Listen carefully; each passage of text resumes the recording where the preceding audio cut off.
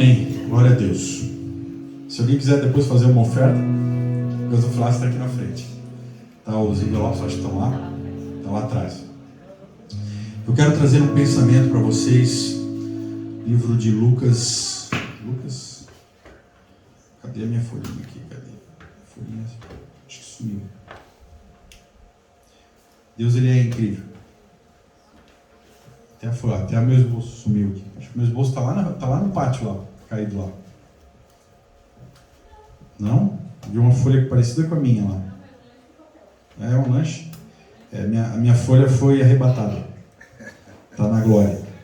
Mas não tem problema, eu lembro da palavra. Lucas ou Mateus? Deixa eu ver se é Mateus.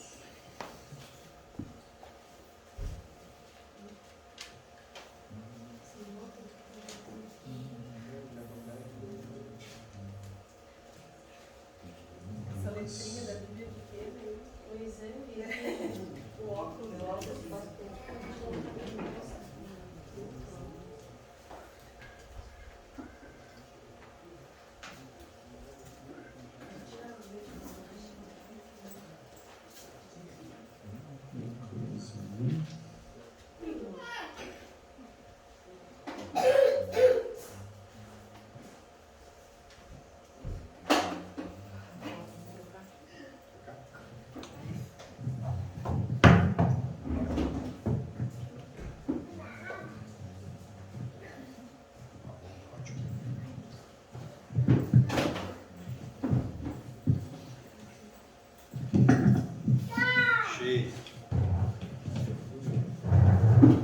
Tinha sido arrebatado, voltou. Mateus 14, eu sabia que Lucas é outra palavra. Mateus 14. Eu estava indo para Lucas 14, a gente guarda meio de um, meio de outro. 22, Mateus 14, 22. Eu quero incentivar você, querido, que ainda não lê a Bíblia, a você descobrir as maravilhas que tem nesse livro para a sua vida. E ler a palavra não é algo pesado, não é algo difícil e é transformador. Então, se você ainda não tem esse hábito, você que está nos assistindo aí, eu quero desafiar você. Eu tenho um propósito na minha vida pessoal. Eu leio todo o Novo Testamento uma vez por mês. E a gente está no propósito da leitura do ano, né? Uma vez, pelo menos, a Bíblia toda. É bom. Mateus 14, 22. A palavra de Deus diz assim. Vamos ler aqui. Logo em seguida, Jesus insistiu com os discípulos para que entrassem no barco e fossem adiante dele para o outro lado, enquanto ele despedia a multidão. Tendo despedido a multidão, subiu sozinho a um monte para orar. Ao anoitecer, estava ali sozinho, mas o barco já estava a considerável distância da terra, fustigado pelas ondas porque o vento soprava contra ele. Alta madrugada, Jesus dirigiu-se a eles andando sobre o mar. Quando o viram andando sobre o mar, ficaram aterrorizados e disseram: "É um fantasma", e gritaram de medo. Mas Jesus imediatamente lhes disse: "Coragem, sou eu, não tenho medo." "Senhor", disse Pedro, "se és tu, manda-me ir ao teu encontro por sobre as águas." Ele disse: "Vem." Então Pedro saiu do barco, andou sobre as águas e foi na direção de Jesus. Mas quando reparou no vento, ficou com medo e começando a afundar, gritou: "Senhor, salva-me." Imediatamente Jesus estendeu a mão e o segurou. E disse: "Homem de pequena fé, por que você duvidou?" E quando entraram no barco, o vento cessou. Então os que estavam no barco adoraram, dizendo: "Verdadeiramente tu és o Filho de Deus." Jesus, ele estava com seus discípulos e ele deu uma ordem: entrem no barco e atravessem o mar da Galileia. Na verdade ele chama de mar aqui, gente, mas é um lago, né? Um lago, ele não é ligado no mar, para o outro lado. Chama de mar porque é algo muito grande, mas não tem aquelas, apesar que tinha onda, tinha tudo, mas não era um mar, era um lago. E eles eles obedeceram Jesus. Já era tarde, eles estavam cansados. Se você olhar aqui antes, um pouco antes aqui, você vê que eles já tinham, eles tinham passado por algumas situações que exigiu bastante deles, mas eles obedeceram a Jesus e foram para o outro lado. E quando chegou num determinado momento, só que Jesus não estava com eles, Jesus foi orar, e eles obedeceram. E aí o barco começou a ser fustigado pelas ondas, ou seja, começou a ser quase que destruído pelas ondas.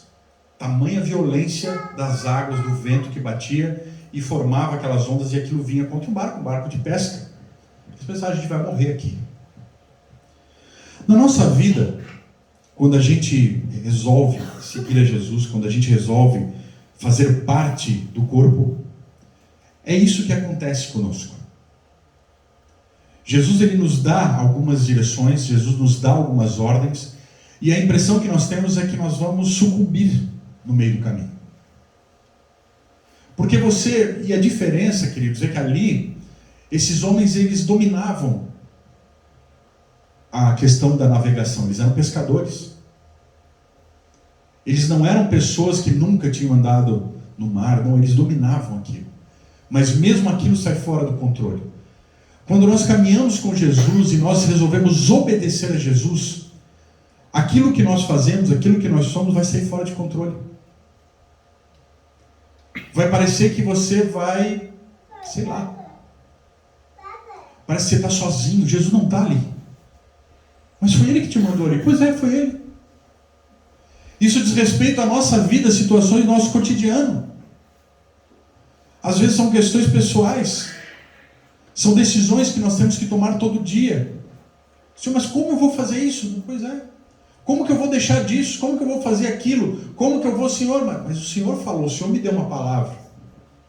Ele disse que eu deveria fazer tal coisa e agora parece que eu estou indo ao contrário. Porque as ondas da vida estão me levando. As ondas da vida estão vindo contra o meu barco, estão querendo, eu vou morrer, eu não vou conseguir arrebentar. E está certo, o medo vem. Mas Jesus nunca perde o controle da situação. E Ele sempre está de olho em você. Só que para que nós possamos experimentar coisas grandes, para que nós possamos viver a plenitude do que Deus tem para mim e para você, nós temos que passar por algumas etapas. Esses amados, os discípulos, pessoas simples, improváveis também, se jogaram naquele barco e foram em direção num horário totalmente improvável, de noite, madrugada. Ou seja, não estava de dia, eles estavam no escuro. Eles estavam sem direção nenhuma. Eles estavam, Senhor, mas como assim? Tu me mandou fazer isso, mas parece que eu estou indo para o outro lado. As coisas estão me levando para o outro lado. Mas Senhor, tu me mandou ir para lá, eu tenho que atravessar, mas a coisa não vai. E eles começaram a gritar. Começaram a se desesperar. Mas quem estava do lado deles? Jesus. E Jesus, nessa situação, Ele quer dizer algo para mim e para você. A circunstância da nossa vida, as coisas que acontecem ao nosso redor não governam sobre Jesus. E também não deveriam governar a nossa vida.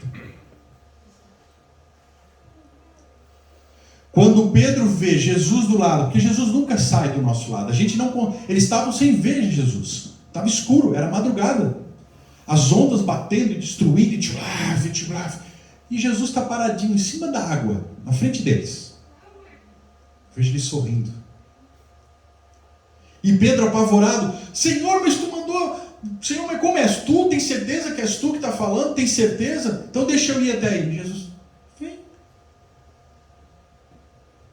E Pedro sai daquele barco, caminha sobre a tempestade, e Jesus diz, aquilo que está sobre a minha vida, quando você crê em mim, também faz parte da sua vida. A dificuldade sempre vai existir. Saiba que para você fazer algo para o Senhor, sempre vai se levantar algumas tempestades sobre a sua vida. Se não acontecer isso, tem algo de errado. Talvez nós sempre teremos momentos de calmaria, momentos até que parece que o vento sopra a favor, né? Puxa, que bênção, e você vai, se alegra. Deus, Ele permite isso. Mas quanto mais você vai crescendo, quanto mais você vai descobrindo algo em Deus, Deus quer te levar num lugar mais longe, mais, vamos dizer assim, um lugar mais próximo dele, você vai sofrer para desistir. E não é coisa pouca. Há 2 semanas atrás, quando eu preguei aqui, e a gente se viu acometido lá em casa numa situação bem difícil, acredito que já passamos muitas coisas, mas nunca tínhamos passado algo nesse sentido. E querendo ou não, quando você vê sua esposa numa situação, tá doente e tal, mas você vê que a coisa não tá legal, tá desmaiando nos teus braços, teu filho com febre, vomitando, e você ali, Senhor, eu sei que tu estás aqui, mas de repente tu também começa a ficar estranho. Fomos parar no PA com quase 41 graus de febre, estava quase tendo um choque anafilático, levando a Raquel na cadeira de roda. Beleza. Senhor, onde tu estás? Ele estava ali, mas parece que não. E queridos, foi lindo. Foi lindo nós estarmos lá. Deus levantou um anjo para cuidar da minha esposa.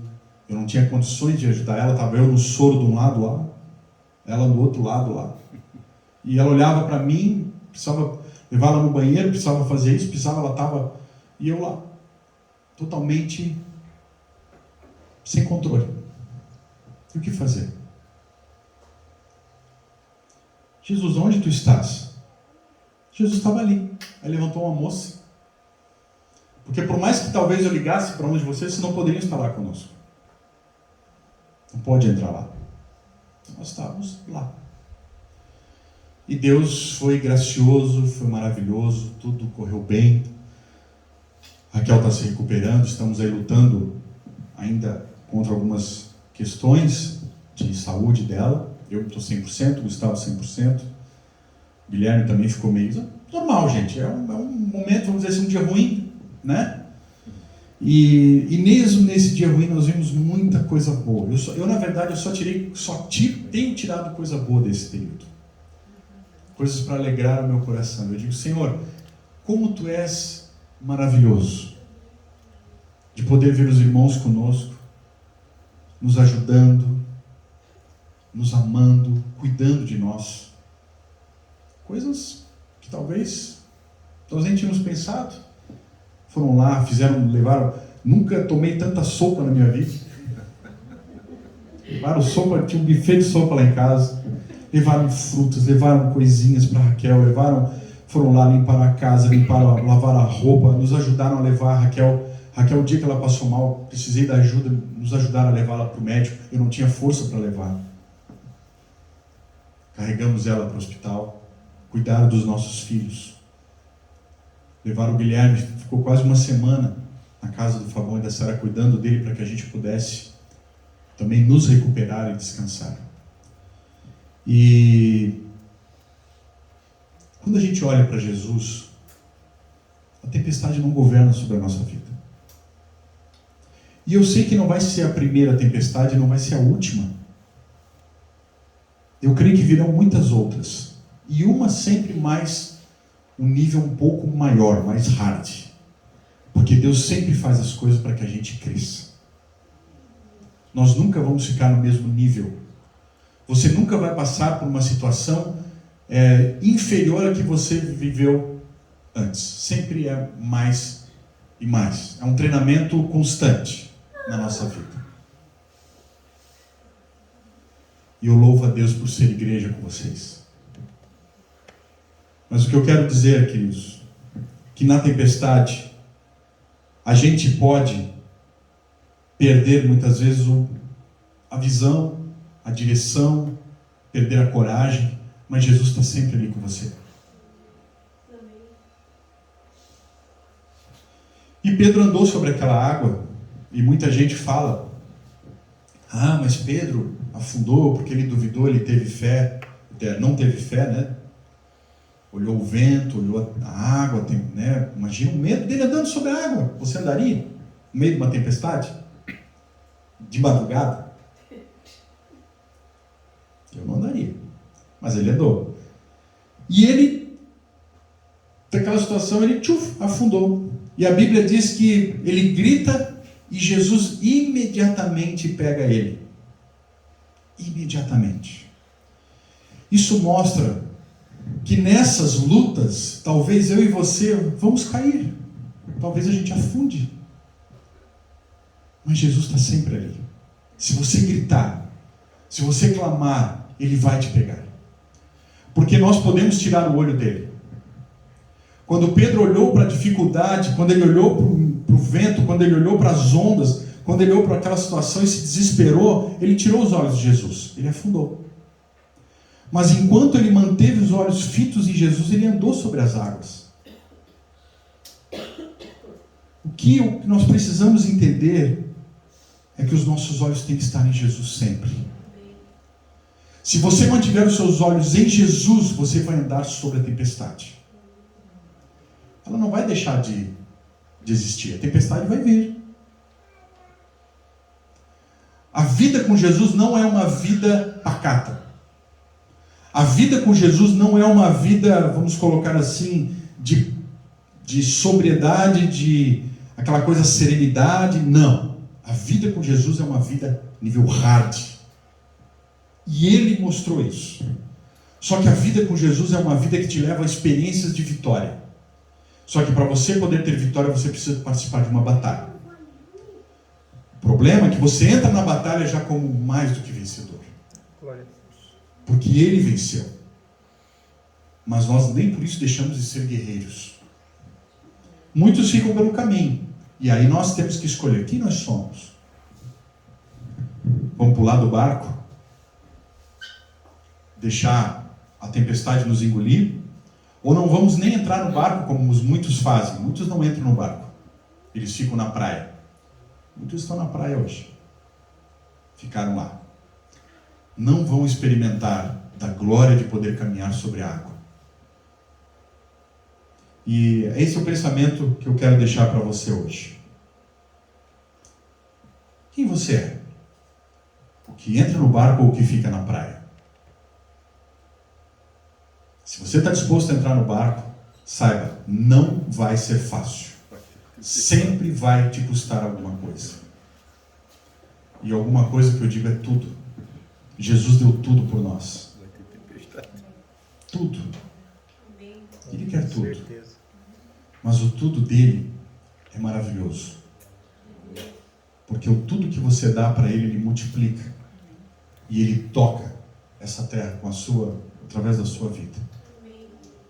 É através da sua vida que ele vai transformar. É através da sua vida. Não é só o pastor. Porque não, é você. Você vê que nós começamos o culto, eu estou aqui no meu cantinho, a dinâmica acontece, eu não sou o senhor deste momento. Não, pastor isso, pastor aquilo, pastor isso, tem liberdade. Os líderes, as pessoas que caminham conosco, há uma unção sobre a vida deles. Deus fala com eles tanto quanto fala comigo, às vezes até mais. Isso é maravilhoso. A alegria de podermos servir juntos, de fazermos juntos, de sermos corpo juntos. Isso é corpo. Paulo fala, o dedo não é maior do que o olho não é maior do que o ouvido não é maior do que o dedinho do pé. Todos são importantes. Você é importante. Você faz parte de um corpo. Então hoje, eu tenho falado muito para o meu grupo, que é o ano do posicionamento. É o ano que nós vamos descobrir e vamos ter que nos posicionar quem nós somos de verdade. Em Cristo. Não é por minha causa. Não é por causa da Raquel. Não é por causa, sabe, de alguém que você gosta. É por causa de Jesus. Foi Ele que morreu por você. E para encerrar, eu quero dizer algo para você. Vá para casa hoje e pense no seu coração o que te motiva a estar nessa obra, seguindo a Cristo. O que te motiva? Senhor, por que eu estou seguindo a Ti? O que Tu fez na minha vida? Porque muitas vezes a gente esquece daquilo que Ele fez. Nós entramos num modo automático. Vou para o culto, vou para o grupo, vou para não sei o quê. Mas você não experimenta o melhor de Deus na sua vida porque você não entendeu a sua parte no corpo. Quem você é. E isso faz com que você se torne muito vulnerável. Qualquer coisa pode te desanimar. Agora, quando você sabe quem Cristo é, quem Jesus é na sua vida, e aquilo que você é para todos os irmãos, para toda essa família que está aqui, do qual você faz parte, é difícil desanimar. É difícil. Porque quando você estiver na tempestade, e você for dar aquela cambaleada e vai cair na água e não vai, você vai olhar para o lado do teu irmão está ali. E você só vai ter contato disso quando você está com seu irmão. Quando você está entendendo, quando você está servindo, quando você está participando, quando você está se interessando. Quando você faz parte. Apaixonado pela obra. E essa paixão vai contaminar outras pessoas. As pessoas vão olhar para dizer para você: poxa, mas você vai de novo lá naquele lugar? Eu amo estar com meus irmãos. Eu amo estar adorando meu Deus. Para me tirar desse foco, eu sempre digo, né, quando a gente está, agora que eu tenho essa incumbência de estar aqui, o gestor do projeto, e quando eu vim aqui na outra vez, eu não estava bem, alguns perceberam, e eu disse para Deus assim: Senhor, a doença, ela só me para se realmente se eu parar de respirar. Se arrancar as minhas pernas, eu vou no rastejo baixo. Eu lembro de eu estar ministrando o louvor na época, tocando bateria, lá em Blumenau, com otite dupla. Eu tinha passado a madrugada toda no hospital, os meus 2 ouvidos inflamados, e nós tínhamos culto. Aquela madrugada eu não dormi, e fomos para o culto, e eu fui tocar, eu era baterista, e os pratos ficavam e a caixa bem em cima da bateria, assim, virada para frente, como aqui, e a bateria e os pratos, e cada vez que eu batia naquele prato, assim, parecia que aquele prato entrava dentro do meu cérebro. Botei uma touquinha de lã para proteger um pouquinho. Senhor, eu só paro se eu parar de respirar. Se tu tirar o meu fôlego de vida, eu não vou mais ter como te servir. Caso contrário, não. E fui. E eu disse: hoje eu vou tocar como nunca. Eu quero explodir esses meus ouvidos aqui. Para ti. Senhor, eu quero sangrar os meus ouvidos para ti. Porque tu sangraste teu sangue para mim. Sabe, a dor, para quem já teve otite, gente, é difícil. Agora, os 2 ouvidos. Raquel lembra disso. Nós não tínhamos filhos ainda. E eu comecei a tocar. E o pastor Sérgio era o ministro de louvor, empolgado. Queridos, no meio do louvor, eu fui curado. Glória a Deus. Eu terminei aquele culto, normal, depois fui tocar. De repente, no final, o pessoal perguntou assim: o que tu está fazendo com essa touca de lã? Aí é que eu me liguei o que tinha passado no início. Mas como assim? Eu meti o dedo assim, mas não latejava mais. Fui curado. Os 2. Glória a Deus. Isso, para mim, foi muito importante. E eu queria compartilhar isso com vocês. Para que você também experimente na sua vida. E ensine os seus filhos a experimentarem isso. Amém? Vamos para o momento da ceia, Fabão.